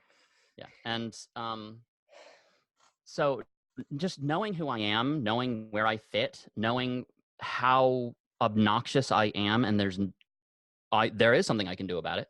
I cannot attend that party. I know the general types of all the people that are going to be there. They can't handle me. I can't handle them not handling me. I need to not attend. And that is one of the most painful things to have to admit, but it's true. It's just like, I don't fit in with them. They're all the way on the left. I'm all the way on the right. Even if I'm double feminine, if I get interested in talking about something, my decibel level goes to normal, which is 10 times higher than people can handle. This is whispering. And I didn't know that's who I was. So people avoided me, and I avoided people because people were avoiding me, and I just was isolated, and I was, it's fine. I don't, doing this on purpose, even though. But now I've found a group of rando strangers that don't have any real world impact in my life. Anybody I'm attracted to, blocked. Anybody who's making me want to leave the class, blocked. Anybody that kind of quick aside, I find that it's deciders who usually do the blocking, because I find observers like freak out about blocks because, well, not freak out. One, because we're double deciding, so we don't really care about the people, like the people. So like, oh, I disagree with you. It's no big deal or something like that. But we're so like, oh my God, observations. Like, oh my God, I can't gather something. That's not cool. Don't block me from gathering, right? So we freak out on the information, whereas deciders are like, nah, information, I have it, I don't. It's not a big deal. But the people. Yeah, I'm Well, obsessed with how chill observers are. I love you guys. We thought for a very, very, very long time that I was an observer because things, as well as like the missing information thing. So it's like I had to get over like my fight with you so freaking quick, Thomas, because if you blocked me, I'm missing information. Oh man, so it was like, crap. It's like, even if I like didn't like you after that fight, it's like I had to like get us working to get together. Back to the information. Because like, who even knows like what I'm missing? And then it was like, oh my God. Yeah. And like, so for the longest time, we thought that I was an observer, and like, sometimes I still flip on that one, but I think that's being info dominant. Because as info dominant people, we're all like, we will sacrifice whatever energy to get at the information. That is the punchline, right, for us. Whereas for people who are energy dominant, they don't care about the information at all. For them, the punchline is how do you go back and forth between that play and sleep. And I feel like that's how we get the like more energy dominant, like goofballs like Dave and Jan. I have a minor in observer problems. Most of my life problems have been EP problems of just like, you can't tell me what to do, etc. But yeah, I have a major in decider problems. So major, I can't even see it. It's the planet I'm standing on. It's so major. It's like the fish can't see the water. That's for all of us, right? So one really quick thing, just so jumping back to when Thomas blocked us, it was hilarious because, so I was like freaking out because I was like, oh my God, he hates us. He there's someone out there that hates me. I can't deal with that. Oh God, oh God, oh God. And Ashley's like, oh my God, who cares about that? There's missing information. I can't, like, I'm trying to read these things, and anytime he's written something, I can't see it. And so now there's these like holes of information on all these posts on this group, and like, I'm gonna die. And we were both like freaking out about the same thing for completely different reasons. And so like Ashley, just because of the info dominance. Yeah. Yeah. But like, I like what you said too about like, it's so big you can't see it. Like that's sort of that's how like I've been conceptualizing how all the functions work together the most. And like, it's like your first function is just the world. It's not like, right. It's not a function. It is just reality. That's what reality is. It is reality. And you assume it's everybody's reality as well, right? I assume everybody is SEing, right? Mm-hmm. Everybody can read 17 pages worth of info, right? No problem. Right. Yeah. Everyone's read through Dave and Shannon's website, obviously.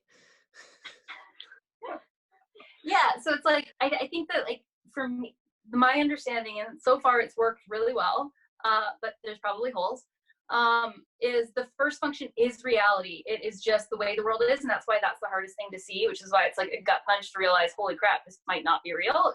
It's so hard to see. But your second function, so your first savior function, is the most, even if it's a savior, it's the most annoying.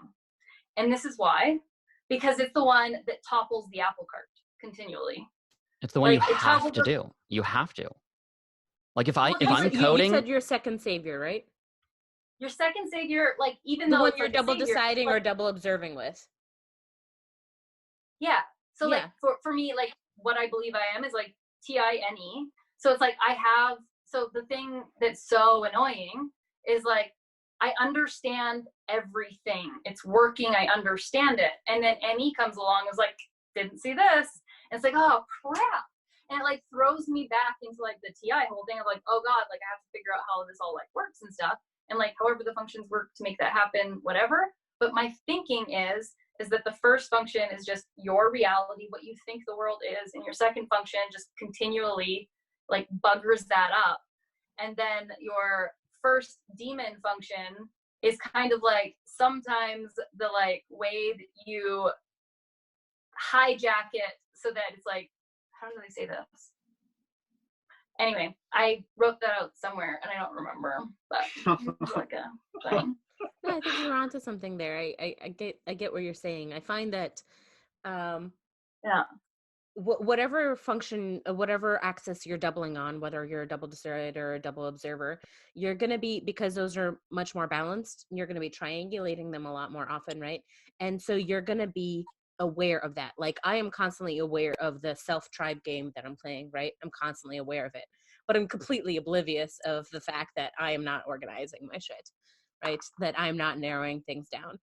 Well, you know, prior to getting my typing, I was oblivious of that. And I think that's kind of what you're getting at in terms of like that, because the two middle functions are able to triangulate, and in their triangulation they point to the fact that, hey, this function you have at the pole, it's wrong, right? Like you're leaving a void somewhere else, and so because you're able to triangulate with one axis, it makes it more apparent that you're not triangulating with the other axis. It sounds like that's where you were going. Yeah, some yes, not yes. But from a different way. Yeah. Yes. It's probably the same, just from a different view. Perspective. Yes. Yeah. Yeah. I did want to wind down, you guys. I think we could keep talking info dominance and all that. There is a question that I like to ask that's a little Lewis Howes inspired. Don't worry, it's not the three truths. But I'm ready to go. But it is similar in the sense that, like, the point of the three truths is, what would you like to say to the world? So in our case, what would you like to say to our community? For each of you guys. Easy peasy, right?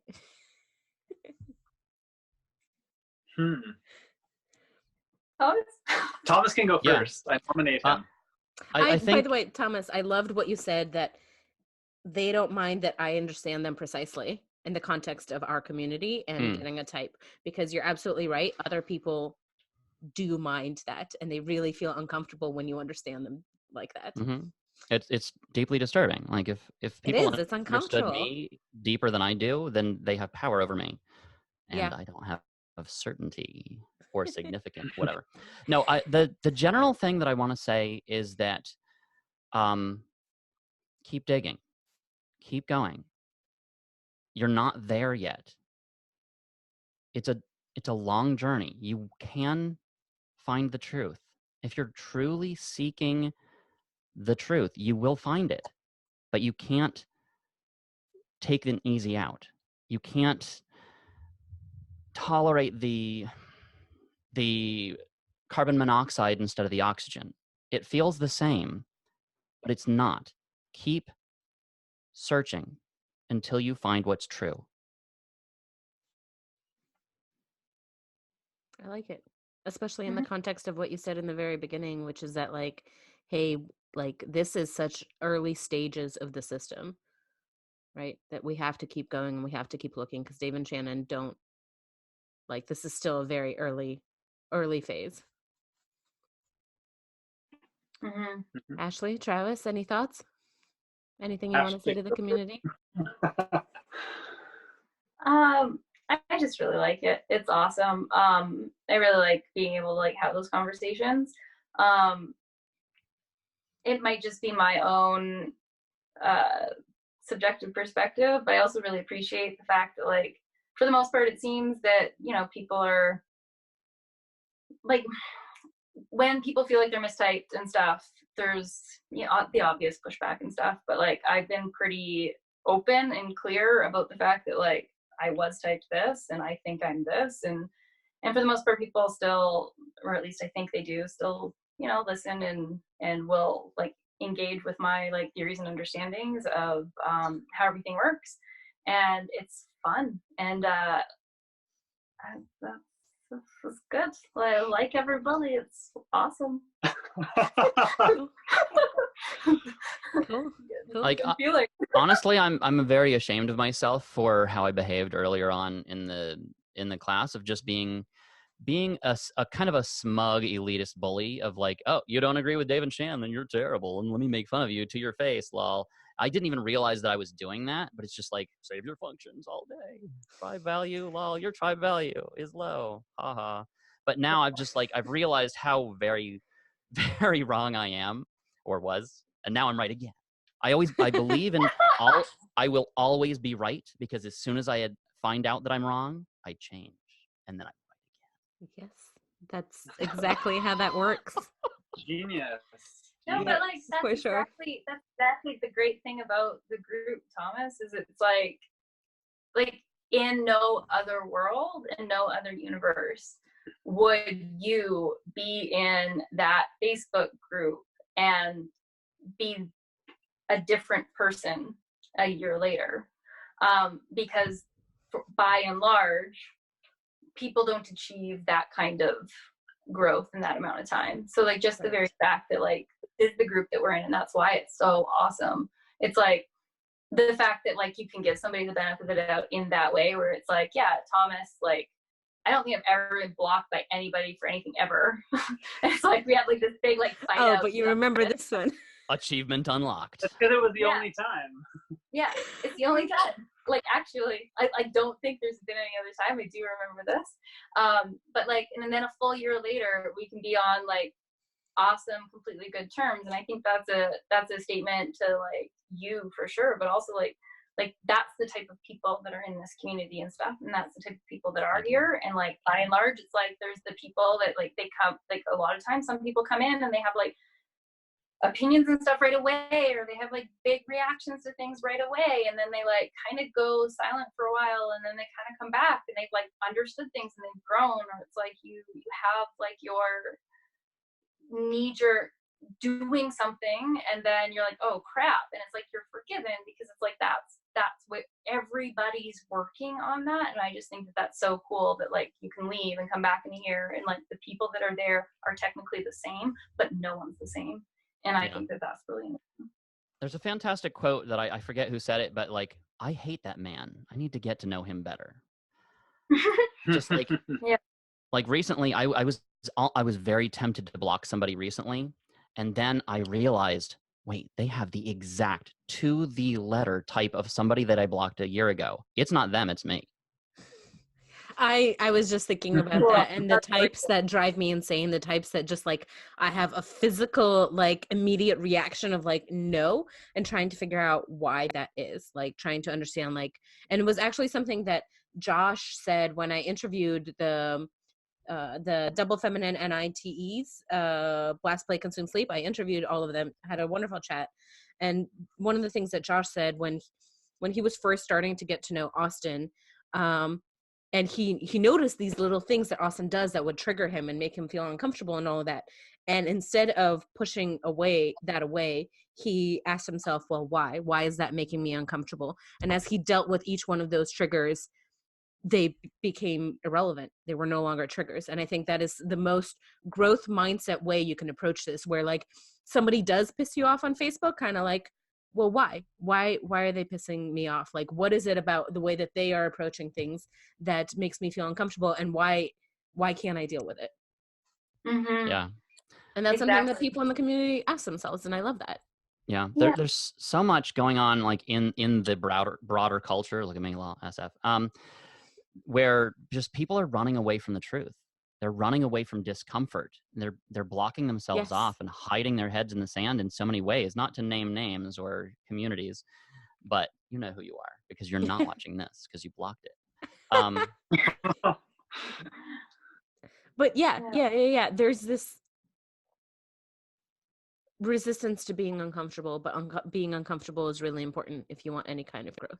You're not going to grow if you're not willing to go through the discomfort. Yeah, I want to hear the running teachers teach more about like that. Give us some blast about pushing through the pain. It feels like you have something. Just go until you feel like you're gonna throw up, and then go harder, and then you get there.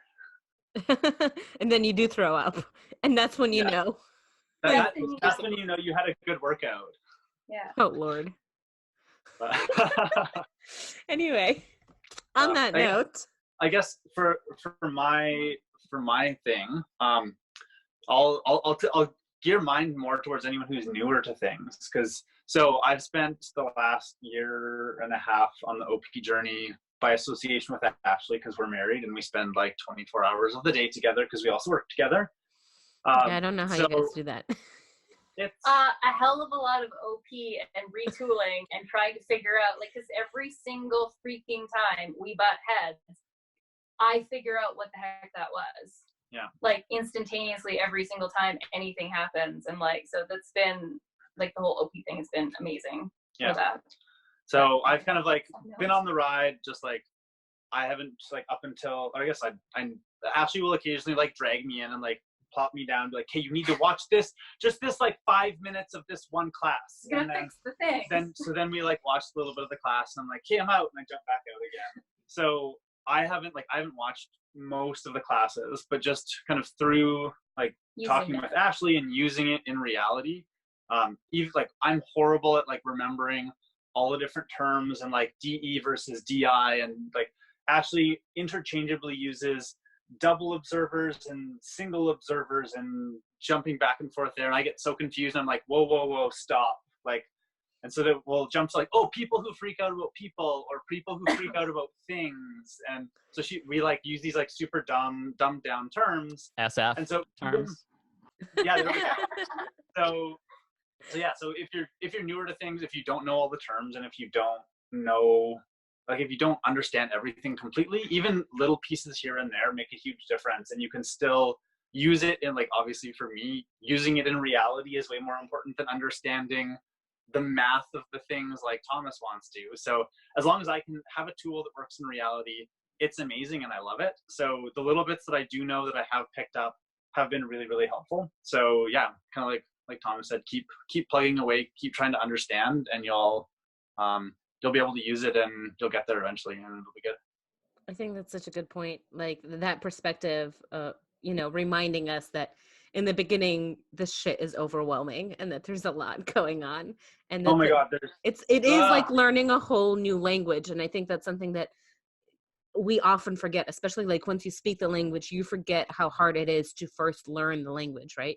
Like, and that initial getting your foot in the door and trying to understand and just be able to follow a conversation. Like there's a lot, it's a steep learning curve. And I think we often underestimate or forget about that. At least I do.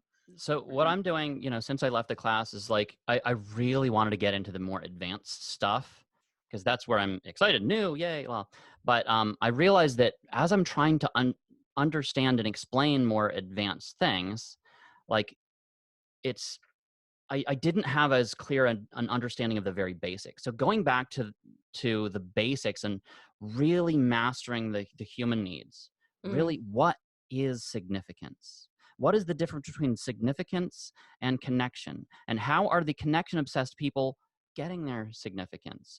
Getting it indirectly or directly? How are the organizer or the certainty-obsessed people getting their variety? By doubling down on certainty, etc. It's just like just staying studying the needs, focused on just the human needs is the key to understanding all of this. If you don't absolutely master that, you can't understand everything else, because it's just like variations on that. Self-growth as well. And I think David's going to hammer this quite frequently, but I always forget about it, like, feminine and I. But I feel like somebody can have good use of their demon functions, but still freak out over their demon human needs, right? So like I using myself as an example because I'm modest like that. I think I have good use of NI. I think I have pretty decent NT blast considering it's a demon, but I will absolutely have an EP freak out when I feel control descending upon me that I did not consent to.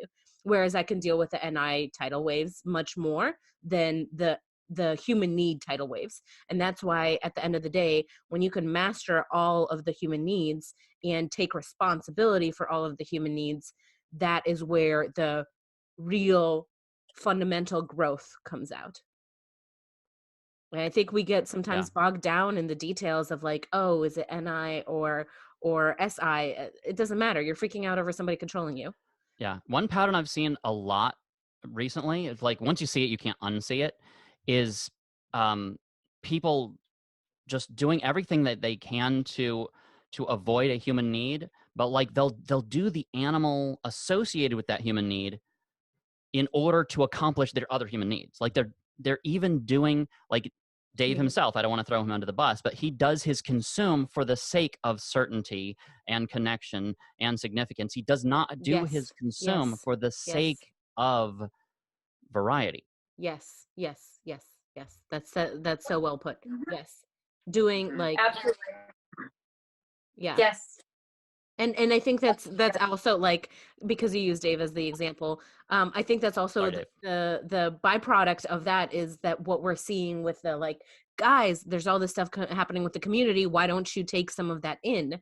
And I think that's exactly what's happening, is because when he does take in, it is to further serve that need for stability rather than serve the need of variety. Well, because the thing is, and this is the thing that I don't really understand about Savior OI people, but it's like, so if he is consuming, he's consuming by choice, which means he's choosing what he's consuming, which means he's actually probably missing his tidal wave, isn't he? Like right. IJ consume is hunting. I don't see how IJs actually like jump out of that box. And I'd really like to learn more about that, because it's like, you can't consume consciously and be able to necessarily see where the tidal wave is coming from, I would think. Like, exactly. That's just... Like, I've seen it like hunter-gatherer. Like, if you're gathering for the sake of expanding your horizons and broadening out and searching for the unknown, you want to find the unknown. You know, pleasure, pain, you get pleasure when you find something new and unexpected.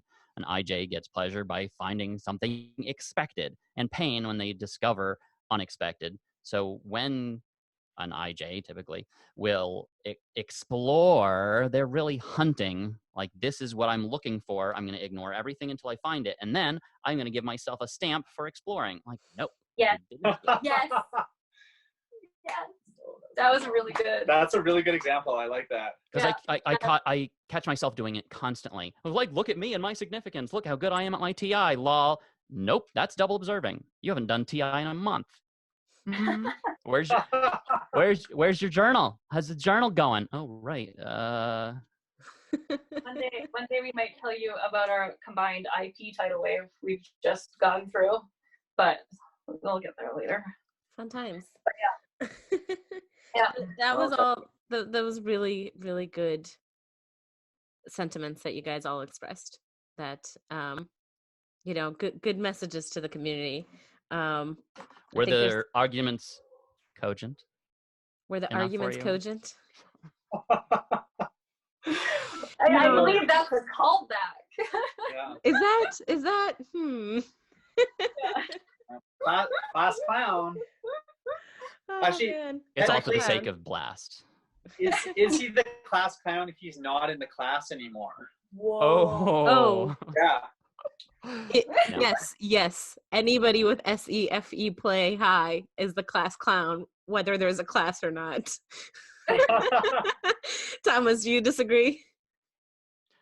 I have not cogentified my arguments vis-a-vis this discourse to ascertain my no, I don't know. I think roles are people fall into roles depending on the situation, and That's true. I see, like, I was so against like the ENFJ. Lol, I'm not an NF. Like, I was raised to be anti-NF accidentally, and so whenever I see things being super NF, I'm like, but I fall into the role of being the NF, like the INFJ, helping people with their self-actualization and whatever indirectly through pretending to be the class clown. So yes, I'll wear the class clown mantra in order to take attention away from somebody else so that I can indirectly influence their whatever. Just forget I said any of that, because that's no. Wait, that was interesting. Too deep into my real. Oh, okay. That was a joke. I was pretending to not want you to ask more so that you would ask more. What? It's all social manipulation. It's like my whole deal. I know. I think that's why FEs and FIs clash sometimes. Right? Yes. Because to us it's a game. To you, it's serious. Yes. Shh, don't tell anyone. No. Well, Yeah, I mean, that's the case with T and TI as well, right? Right. But man, realizing that I'm meddling with other people's emotions for my own amusement because it's a game, it's like, oh crap, I've got to stop doing that because that's kind of like serious. Whereas my journey is on the other side of it. Is like, you know, for one, don't take things so seriously, and two, sometimes it's okay to fuck with people, and that's like, if it's coming, if it's just somebody that you love, and like just for funsies, that like it's okay. It's not the end of the world, because that feels so counter everything to me, like to fuck with somebody's emotions just for amusement but Right? it can be okay. Pretty bad. It can be used for evil. Yeah, Don't get me started on the shadow animals, the right, unconscious let's shadow not. animals. We've been chatting for I think 2 hours, guys. I'm gonna have to cut this down. There will be trimming You mean involved. missing information? I don't know. I don't know. I don't know. It's true. We'll see. Versad. Yeah, please. Sleep engage. If you do not engage the sleep, it will not stop. I personally Okay, sleep engage. He's just kind of like trying to insert some intrigue so that you invite him back for another episode and he can just go off again. Just, like, Never again. I don't ever want to Hey, talk to Thomas. Don't tell I the don't wanna secrets. Don't tell the secrets of the. know. Okay, only allowed if you teach them to me. No, Nah, you can't handle the. no. This was absolutely lovely, guys. I'm glad we had a chance to come together to chat, to hear some of your thoughts, especially because you guys are all active in the community. Before I close up, anything you would like to promote? You guys both have your own thing going, so tell us about it. Thomas? Yeah, I'm doing some kind of intro and basic and revisiting the basics videos on my channel, where What's the name of your channel? Tell us about that. I don't know. There's a link somewhere. Okay, I'll include a link. But I'm kind of setting up the dominoes to make a point. So it's just kind of like new math, when kids learn math in a different way now with the number line. Like, the number line is there for a reason. You need to learn the number line in order to understand these more advanced concepts later. So the way that I'm teaching the basics is to set it up to understand the really, really advanced stuff later. So I highly recommend anybody who thinks they're an expert, go watch that stuff again and argue with me, because I know I'm wrong. I need to know where. Cool. Make sure to share some links. That was called blast baiting, by the way. I'm just like, blast come at me, baiting. bro. Come at me, bro. Give him some of that peer review, guys. Yeah. Come review the peers. Review the peers, which is really awesome, especially because you have TI and you're inviting people to TE shit all over your TI. I'm not really. They can't get me. Oh, okay. Well, yeah, that's totally it, though. It's like when you think it's so solid that you're like, here, guys, here it is. But then when they actually find a crack, that's when it falls apart. I just want to play with people because I want to see the cracks, because A, it's new information. Yes. Yay. And B, I get to play with people in real life. Yes. And Yeah. or I get to teach them that they're wrong and I'm right. Yes. Sounds like a win-win-win. Right? Yeah, exactly. So come at me, bro. I need it. Okay, what about you guys? You have a business. Is there anything else? Or tell us about your business, running business? You train runners? We're running coaches. We generally focus on ultra marathon stuff. So if you know anyone crazy enough to run longer than marathon, we help people with that. Yeah, we're just expanding. So we have a couple of coaches starting, so you don't have to directly relate to us necessarily. Yeah. I have, but we have a really good system. Yeah, we have a great system. We're not the most personable people, so we're hiring coaches to do the personal side of things, which is going to be great. Yeah, they're awesome. They're athletes. But, yeah, that's about it. We spend lots of time telling people to go for runs, and from our basement. It's great. It's super fun. Awesome. I'll make sure to include a link as well. Well, thank you guys so much for joining. And to you watching at home, what topics would you like to hear discussed? What questions do you have? And who do you want to hear from? Love to hear from you. Make sure to like and subscribe, and I will see you guys next time. Bye. And scene.